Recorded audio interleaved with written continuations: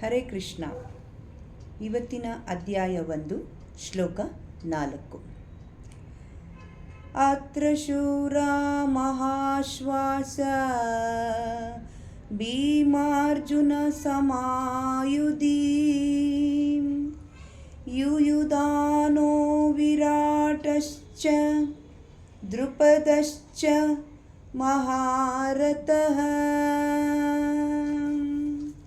ಭಾವಾರ್ಥ: ದ್ರೋಣಾಚಾರ್ಯರಿಗೆ ಯುದ್ಧ ಕಲೆಯಲ್ಲಿದ್ದ ಮಹಾಶಕ್ತಿಯ ಎದುರಿನಲ್ಲಿ ದೃಷ್ಟದ್ಯುಮ್ನನು ಬಹುದೊಡ್ಡ ತಡೆಯೇನೂ ಆಗಿರಲಿಲ್ಲ. ಆದರೆ ಆತಂಕವನ್ನು ಉಂಟುಮಾಡಬಲ್ಲ ಇತರರು ಅನೇಕರಿದ್ದರು. ಅವರಲ್ಲಿ ಪ್ರತಿಯೊಬ್ಬರೂ ಭೀಮಾರ್ಜುನರಷ್ಟೇ ದುರ್ಜಯರಾದ್ದರಿಂದ ಕೌರವರ ಜಯಕ್ಕೆ ಅಡ್ಡಿಯಾಗಬಲ್ಲರೆಂದು ದುರ್ಯೋಧನನು ಅವರನ್ನು ಹೆಸರಿಸುತ್ತಾನೆ. ಅವನಿಗೆ ಭೀಮಾರ್ಜುನರ ಶಕ್ತಿಯ ಅರಿವಿತ್ತು. ಅವನು ಇತರರನ್ನು ಅವರೊಂದಿಗೆ ಹೋಲಿಸುತ್ತಾನೆ. ಇಲ್ಲಿ ಶಿಲ ಪ್ರಭುಪಾದರು ತಮ್ಮ ಭಾವಾರ್ಥದಲ್ಲಿ ಭಗವಂತನ ಏನು ಹೇಳ್ತಾ ಇದ್ದಾರೆ ಅನ್ನೋದನ್ನು ಇಲ್ಲಿ ನಮಗೆ ತಿಳಿಸ್ತಾ ಇದ್ದಾರೆ. ಅಂದರೆ ಇವತ್ತಿನ 4ನೇ ಶ್ಲೋಕವನ್ನು ಚರ್ಚೆ ಮಾಡೋಣ.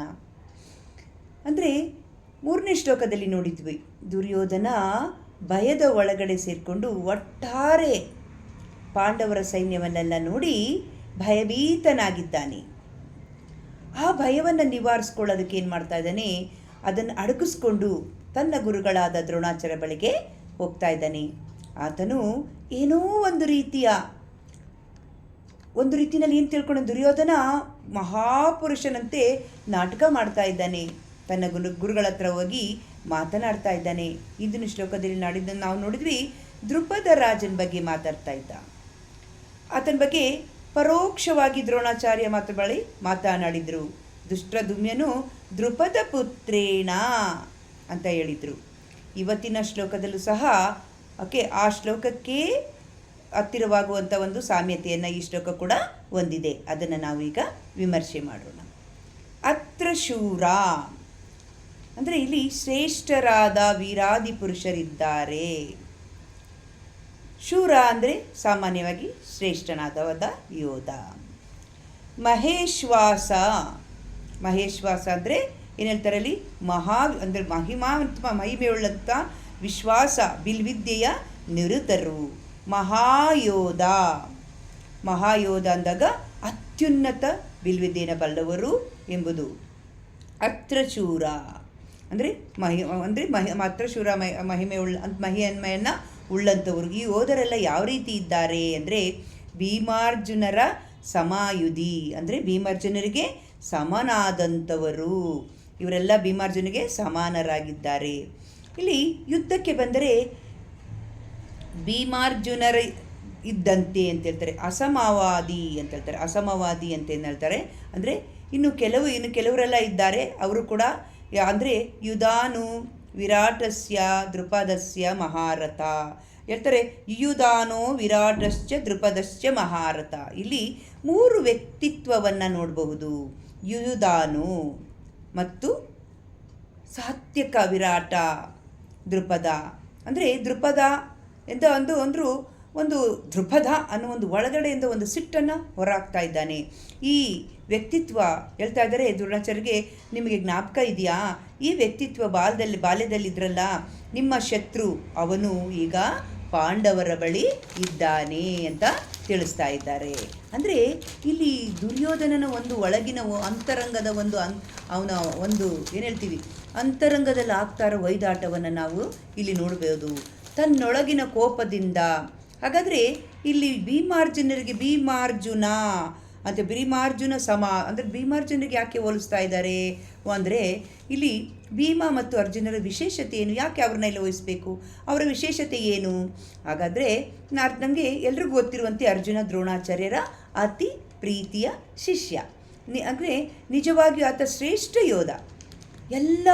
ಎಲ್ಲ ನಿಪುಣ ಅಂದರೆ ಎಲ್ಲ ವಿದ್ಯೆಯನ್ನು ತಿಳಿದಂಥವನು ನಿಪುಣ ಅಂತಹ ಮಟ್ಟದಲ್ಲಿ ಒಮ್ಮೆ ಏನು ಮಾಡ್ತಾರೆ, ಅರ್ಜುನ ಎಲ್ಲ ದಿವ್ಯ ಲೋಕಗಳದೆಲ್ಲ ಹೋಗಿ ಇವನ್ ಶಿವನ ಜೊತೆನೂ ಕೂಡ ಯುದ್ಧ ಮಾಡಿ ಆತನನ್ನು ಸೋಲಿಸಿ, ಅದೇ ರೀತಿ ದೇವಾನುದೇವತೆಗಳ ಜೊತೆ ಯುದ್ಧ ಮಾಡಿ ಅವರನ್ನು ಸೋಲಿಸಿ ಅವರೆಲ್ಲವರ ಒಂದು ದಿವ್ಯ ಆಯುಧಗಳನ್ನ ಪಡೆದುಕೊಂಡಿದ್ದಾರೆ. ದುರ್ಯೋಧನನಿಗೆ ಅರ್ಜುನ ಶೌರ್ಯದ ಬಗ್ಗೆ ಗೊತ್ತಿತ್ತು. ಹಾಗಾದರೆ ಆತನ ಬಳಿ ಇರುವ ದಿವ್ಯಾಯುಧಗಳ ಬಗ್ಗೆಯೂ ಕೂಡ ತಿಳ್ಕೊಂಡಿದ್ದಾರೆ. ಆತ ಹೋಲಿಕೆ ಮಾಡ್ತಾ ಇದ್ದಾರೆ, ಎಲ್ಲ ಶ್ರೇಷ್ಠ ಪರಾಕ್ರಮಿಗಳು ಅರ್ಜುನ ಮತ್ತು ಭೀಮಗಳಲ್ಲಿ ಅರ್ಜುನ ಮತ್ತು ಭೀಮರು. ಅರ್ಜುನನು ಅಂದರೆ ಇಲ್ಲಿ ಅರ್ಜುನ ಬಂದು ಸಂಪೂರ್ಣವಾಗಿ ಒಂದು ಭಗವದ್ಗೀತೆಯ ನಾಯಕನಾಗಿರ್ತಾರೆ. ಕೃಷ್ಣ ಇಲ್ಲಿ ಶುರುವಿನಲ್ಲಿ ಅಂದರೆ ಭಗವದ್ಗೀತೆ ಆತನು ಕೂಡ ನಾಯಕನೇ. ಭಗವದ್ಗೀತೆ ಶುರುವಿನಲ್ಲಿ ಅರ್ಜುನ ನಾಯಕನಾಗ್ತಾರೆ. ಭಗವದ್ಗೀತೆ ಹೇಳಿದ ನಂತರ ಕೃಷ್ಣನ ನಾಯಕನಾಗಿ ನಾವು ತಿಳ್ಕೊಳ್ತೀವಿ ನಾಯಕ ಯಾರು ಅನ್ನೋದನ್ನು. ಅಂದರೆ ಇಲ್ಲಿ ದುರ್ಯೋಧನ ಯಾತಕ್ಕೆ ಭೀಮನ ಹೆಸರನ್ನ ಮೊದಲು ವ್ಯಾಖ್ಯೆ ಮಾಡ್ತಾ ಇದ್ದಾರೆ, ಭೀಮಾರ್ಜುನ ಅಂತ ಯಾಕೆ ಭೀಮನನ್ನೇ ಮೊದಲು ತಿಳ್ತಾ ಇದ್ದಾರೆ. ನಂತರ ಅರ್ಜುನ ಭೀಮಾರ್ಜುನ ಸಮಯುಧಿ. ಯಾಕೆಂದರೆ ಭೀಮ ಮೊದಲು ಅಂದರೆ ದುರ್ಯೋಧನಿಗೆ ಚೆನ್ನಾಗಿ ಗೊತ್ತು, ಯಾರಾದರೂ ದುರ್ಯೋಧನನ ಕೊಲ್ಲಬೇಕು ಅಂದರೆ ಅದು ಯಾರು ಅಂದರೆ ಅದರ ವಿರುದ್ಧ ದಿಕ್ಕಿನಲ್ಲಿ ಇರುವಂಥ ಪಾಂಡವರಲ್ಲಿ ಭೀಮನಿಂದ ಮಾತ್ರವೇ. ಅವರ ಆಪೋಸಿಟ್ ಯಾರು? ಭೀಮ. ಆ ಭೀಮನೇ ಮಾತ್ರನೇ ದುರ್ಯೋಧನನ ಕೊಲ್ಲೋದಕ್ಕೆ ಸಾಧ್ಯ. ದುರ್ಯೋಧನನಿಗೆ ಯಾವಾಗಲೂ ಭಯಭೀತನಾಗಿರ್ತಾನೆ ಭೀಮನ ಕಂಡ್ರೆ. ಆ ಒಂದು ಜ್ವಾಲಾಮುಖಿಯ ಬಗ್ಗೆ ಆ ಒಂದು ಜ್ವಾಲಾಮುಖಿನಲ್ಲಿ ದುರ್ಯೋಧನ ಇದ್ದಾನೆ. ಅದೇ ಸಮಯದಲ್ಲಿ ಆತನಿಗೆ ಗೊತ್ತು ಆತ ಎಂತಹ ನುರಿತ ಯೋಧ ಅಂತೇಳಿ. ಭೀಮ ಅಂತ ಅಂತದ್ದು ಗೊತ್ತಿದೆ ಆತನಿಗೆ. ಯಾತಕ್ಕೆ ಅಂದರೆ ಭೀಮ ಒಂದು ಪ್ರತಿಜ್ಞೆಯನ್ನು ಮಾಡಿದ್ದಾನೆ, 3 ಪ್ರತಿಜ್ಞೆಗಳನ್ನು ಮಾಡಿದ್ದಾನೆ. ಯಾವ್ಯಾವುದು? ಮೊದಲನೆಯದು, ಭೀಮ ಧೃತರಾಷ್ಟ್ರನ 100 ಮಕ್ಕಳನ್ನು ನಾನು ಒಬ್ಬನೇ ಕೊಲ್ತೀನಿ ಅವ್ರನ್ನ ಅನ್ನೋದನ್ನು ಹೇಳಿದ್ದಾನೆ. ಇದನ್ನು ಮಹಾಭಾರತದಲ್ಲೂ ಕೂಡ ನಮಗೆ ವರ್ಣನೆ ಗೊತ್ತಿದೆ. ಯಾಕೆಂದರೆ ಕುರುಕ್ಷೇತ್ರ ನಡೀತಿರುವ ಇತರ ಪಾಂಡವರು ಅವ್ರ ಜೊತೆ ಎಷ್ಟೋ ಸಲ ಯುದ್ಧ ಮಾಡೋಕ್ಕೆ 100 ಮಕ್ಕಳು ಸಿಗ್ತಾರೆ. ಅವ್ರ ಜೊತೆ ಯುದ್ಧ ಕೊಲ್ಲುವ ಸಂದರ್ಭ ಬರುತ್ತೆ. ಆದರೂ ಕೂಡ ಅವರನ್ನು ಭೀಮ ಕೊಲ್ಲಲ್ಲ. ಯಾಕಂದರೆ ಭೀಮನ ಪ್ರತಿಜ್ಞೆ ಆಗಿದೆ, ಅದನ್ನು ಅವನೇ ನೆರವೇರಿಸಬೇಕು ಅಂತೇಳಿ ಅವನು ಕೊಲ್ಲದೆ ಬಿಡ್ತಾರೆ. ಅದೇ ರೀತಿ ಕೊನೆಯಲ್ಲಿ ಭೀಮನೇ ಎಲ್ಲರನ್ನೂ ಕೊಂದಾಕ್ತಾನೆ. ಇದು ಮೊದಲನೇ ಪ್ರತಿಜ್ಞೆ.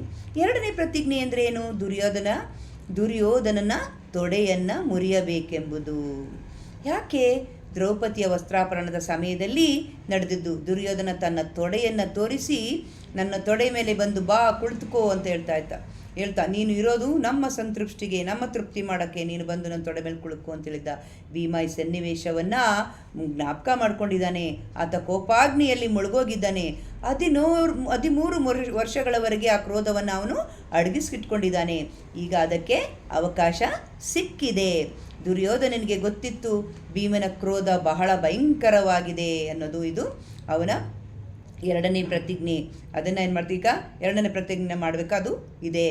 ಮೂರನೆಯ ಪ್ರತಿಜ್ಞೆ, ದುಶ್ಯಾಸನನ ಎದೆಯನ್ನು ಸೀಳಿ ಅದರಿಂದ ಅವನ ಹೃದಯವನ್ನು ತೆಗೆದು ಅದರಿಂದ ದುಶ್ಯಾಸನನ ರಕ್ತ ಕುಡಿಯಬೇಕೆಂಬುದು ಅನ್ನೋದು ಆಗಿರ್ತದೆ. ಮತ್ತು ಆತನ ತೋಳುಗಳನ್ನ ಕತ್ತರಿಸಿ ಅದನ್ನು ಪ್ರತ್ಯಕ್ಷವಾಗಿ ಎಸೆಯಬೇಕೆಂಬುದು. ಯಾಕೆ ಈ ರೀತಿ ಮಾಡ್ತಾ ಇದ್ದಾರೆ ಭೀಮ ಈ ರೀತಿ ಒಂದು ಪ್ರತಿಜ್ಞೆಯನ್ನು ಮಾಡಿದ್ದಾನೆ ಅಂತಂದರೆ, ದುಶ್ಯಾಸನನೇ ದ್ರೌಪದಿಯ ಮುಡಿಯನ್ನು ಆಕೆಯ ತುರುಬನ್ನು ಎಳ್ಕೊಂಡು ಬಂದಿದ್ದು. ಸೊ ಭೀಮ ಇದನ್ನು ಸಹಿಸ್ಕೊಂಡಿಲ್ಲ. ಇದೇ ಭೀಮ. ಇದಕ್ಕಾಗಿ ಭೀಮಾರ್ಜುನ, ಭೀಮನ ನಂತರ ಅರ್ಜುನ, ಈ ರೀತಿ ಭೀಮಾರ್ಜುನ ಅಂತ ಇಲ್ಲಿ ತಿಳಿಸ್ತಾ ಇದ್ದಾರೆ. ಹಾಗೆ ದ್ರೌಪದಿ ನೋಡಿ, ದ್ರೌಪದಿ ಕೂಡ ವೀರಸ್ತ್ರೀ. ಆಕೆ ಕೂಡ ಪ್ರತಿಜ್ಞೆ ಮಾಡಿದ್ದಾಳೆ. ಏನ ಪ್ರತಿಜ್ಞೆ? ಓಕೆ, ದುಶ್ಯಾಸನನ ರಕ್ತವನ್ನು ತರುವ ತನಕ ಅದನ್ನು ಹೊರತುಪಡಿಸಿ ನಾನು ನನ್ನ ತಲೆಯನ್ನು ಬಾಚಿಕೊಳ್ಳುವುದಿಲ್ಲ ಎಂದು ಅದನ್ನು ಅವಳು ತನ್ನ ಕೂದಲನ್ನು ಬಿಟ್ಟುಕೊಂಡಿದ್ದಾಳೆ. ಅಕ್ಷರಶಃ ದುಶ್ಯಾಸನನನ್ನು ಕೊಂದಾಗ ಭೀಮ ದುಶ್ಯಾಸನನ ರಕ್ತವನ್ನು ಅವನ ಕೈಯಲ್ಲಿ ಇರಿಸಿಕೊಂಡು ತೆಗೆದುಕೊಂಡು ಹೋಗಿ ದ್ರೌಪದಿಯ ಮುಡಿಗೆ ಹಚ್ತಾರೆ. ಆಗ ಆಕೆ ತುರುಬನ್ನು ಕಟ್ಟಿಕೊಳ್ತಾಳೆ ಆ ರಕ್ತದನ್ನು ಹಚ್ಚಿದ ಮೇಲೆ. ಅಂದರೆ ಇದೆಲ್ಲ ಕೇಳೋದಕ್ಕೆ ಚೆನ್ನಾಗಿರ್ತದೆ, ಆದರೆ ಅರ್ಥ ಮಾಡ್ಕೊಳ್ಳೋದಕ್ಕೆ ಭಾಳ ಕಷ್ಟವಾಗುತ್ತೆ. ಈ ರೀತಿಯಾಗಿ ದುರ್ಯೋಧನ ತನ್ನ ಗುರುಗಳ ಹತ್ರ ಹೋಗಿ ಮಾತಾಡ್ತಾ ಇದ್ದಾನೆ. ದ್ರೋಣಾಚಾರ್ಯರಿಗೆ ಹೇಳ್ತಾ ಇದ್ದಾನೆ, ಭಯಭೀತರಾಗಿ ಹೇಳ್ತಾ ನೋಡಿ ಈ ವ್ಯಕ್ತಿಗಳನ್ನ, ಇವರೆಲ್ಲರೂ ಕೂಡ ಅಲ್ಲಿ ಪಾಂಡವರ ಗೃಹದಲ್ಲಿ ಇದ್ದಾರೆ ಅಂತ ತಿಳಿಸ್ತಾ ಇದ್ದಾರೆ. ಇನ್ನು ಮುಂದೆ 2 ಶ್ಲೋಕಗಳು 5, 6ನೇ ಶ್ಲೋಕಗಳು ಕೂಡ ಇನ್ನೊಂದು ಕೆಲವು ವ್ಯಕ್ತಿಗಳ ವರ್ಣನೆಯನ್ನು ಮಾಡ್ತಾ ಇದ್ದಾರೆ. ಇಲ್ಲಿ ದುರ್ಯೋಧನನ ಅಂತರಾಳದಲ್ಲಿ ಆಗ್ತಿರುವ ಒಯ್ದಾಟವನ್ನು, ಆಗುತ್ತಿರುವ ಒಂದು ತಳಮಳವನ್ನು, ಭಯಭೀತಿಯನ್ನು ಇಲ್ಲಿ ನಮಗೆ ಈ ಶ್ಲೋಕದಲ್ಲಿ ತಿಳಿಸ್ತಾ ಇದ್ದಾರೆ. ಹರೇ ಕೃಷ್ಣ. ಧನ್ಯವಾದಗಳು.